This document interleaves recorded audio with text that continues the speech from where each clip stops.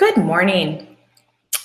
Today, I just want you to listen to this slide and look at the picture and normally understand that if we were in the classroom, as well as I would be having this be a part of an open discussion where we would discuss your own personal experience of learning about Thanksgiving. We would talk a lot about perspective and the unheard voices in history, and we would use this as an opportunity to discuss how various events in history have multiple perspectives. And today what we want to do is bring forth the unheard voice and the narrative of the Wampanoag people. So today, sit back, listen, and be open to hear this perspective and think about if you've ever heard this, this narrative about this time in history.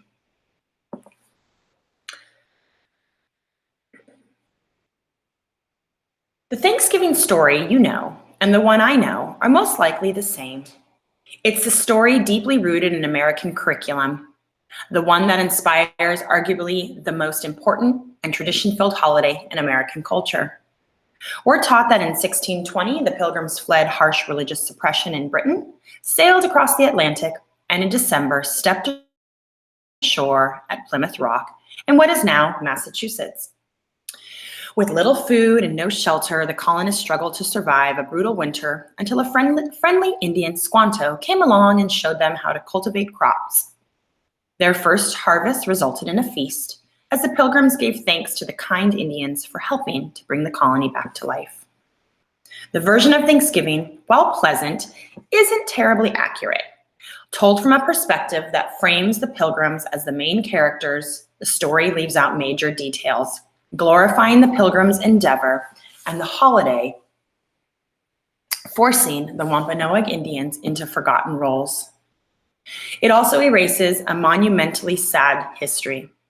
When we pay homage to the Pilgrims and their bravery and react to the tragic background of Americans' founding myth with silence, we essentially support a mindset that only some people's history matters. The true history of Thanksgiving begins with our native North American Indians. About 4 years before the Pilgrims anchored off Massachusetts, British fishermen had already started making their way through New England, storming through Indian towns to kidnap Native people for profit. Although it's often left out of textbooks, the series of intrusions was the catalyst to what is probably the most important event in the nation's history, without which Europeans would have not been able to settle on top of the millions of Native people who already lived in America. At least, not as fast. Epidemic illness. Before 1492, the Western Hemisphere was largely isolated, sparing its indigenous people from diseases the rest of the world succumbed to at this time. But this lack of contact prevented natives of the Americas from developing any type of immunity to European, Asian, and African pathogens, diseases. When Europeans started trekking through the Indian towns, they brought sickness with them. North American Indians died at an alarming rate, making it substantially easier for colonists to overpower entire villages. Well, what was left of them? The Pilgrims already believed that they were part of God's plan, finding empty villages as 90%, yes, 90% of American Indians perished in front of them, only furthering the European sense of their destiny, influencing them to continue the colonization westward.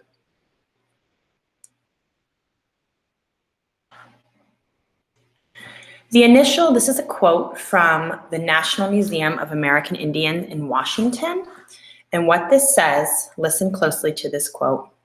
The initial explosion of death is one of the greatest tragedies in human history, but because it was unintended and unavoidable, and even inevitable. But what happened in its wake was not. One people who famously suffered from the onslaught of disease were the Wampanoag, a nation made up of 69 villages scattered through the present-day Rhode Island and Massachusetts. Skilled hunters, gatherers, farmers, fishers during spring and summer, the Wampanoag moved inland to more protected shelter during the colder months of the year. Like Indigenous groups everywhere, the Wampanoag had a reciprocal relationship with nature and believed that as long as they gave thanks to the bountiful world, it would give back to them. Long before the arrival of the Pilgrims, the Wampanoag held frequent Thanksgiving-like celebrations, giving thanks in the form of feasts and ceremonial games. Exposed to new diseases, the Wampanoag lost entire villages. Only a fraction of their nation survived. By the time the Pilgrims' ships landed in 1620, the remaining Wampanoag were struggling to fend off Narragansett, a nearby native people who were less affected by the plague and now drastically outnumbered them. For a moment of history, the interests of the Pilgrims and the Wampanoag aligned. When the Pilgrims landed in New England, after failing to make their way to a milder mouth of the Hudson, they had little food and no knowledge of the new land. The Wampanoag suggested a mutually beneficial relationship in which the Pilgrims would exchange European weapons for Wampanoag food.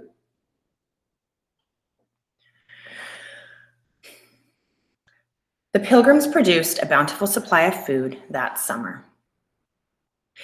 For their part, the Wampanoag were able to defend themselves against the Narragansetts.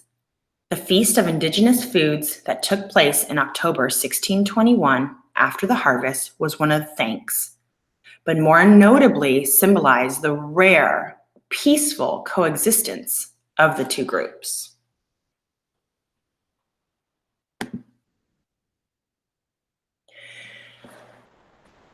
That is a story that many of you may not have heard.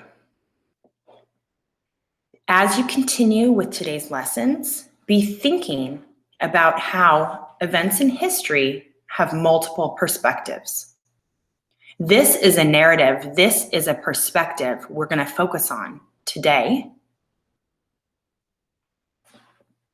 Let's continue.